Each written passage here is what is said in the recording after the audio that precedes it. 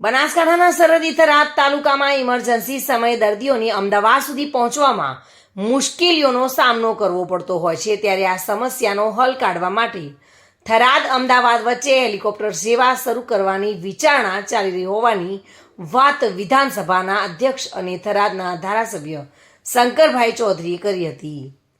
બનાસકાંઠા જિલ્લાના સરહદી પંથક અને થરાદ વિસ્તારના ધારાસભ્ય તથા ગુજરાત વિધાનસભાના અધ્યક્ષ એવા શંકરભાઈ ચૌધરીનો થરાદ ખાતે સત્કાર સમારંભ યોજવામાં આવ્યો હતો, જેમાં આજુબાજુના વિસ્તારના મોટી સંખ્યામાં લોકો હાજર રહ્યા હતા. સમારંભમાં પોતાના સંબોધનમાં શંકરભાઈ ચૌધરીએ થરાદથી અમદાવાદ ખાતે દવાખાનામાં લઈ જવા માટે ઇમરજન્સી સેવા હેલિકોપ્ટર મારફતે ચાલુ કરવાનું વિચારણા ચાલી રહી હોવાની વાત કરી હતી.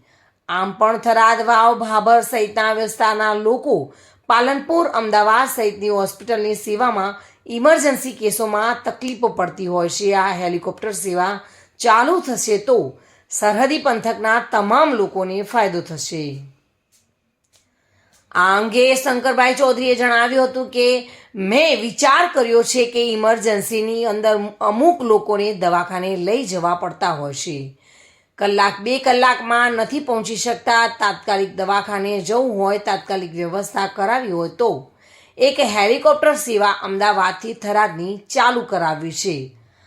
આવું તેઓએ પોતાના ઉદ્બોધનમાં જણાવ્યું હતું.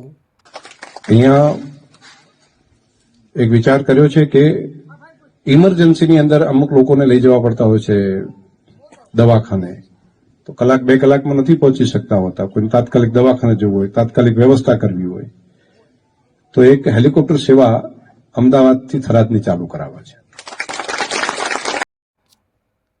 Reena Parmar, today news, Gujarati.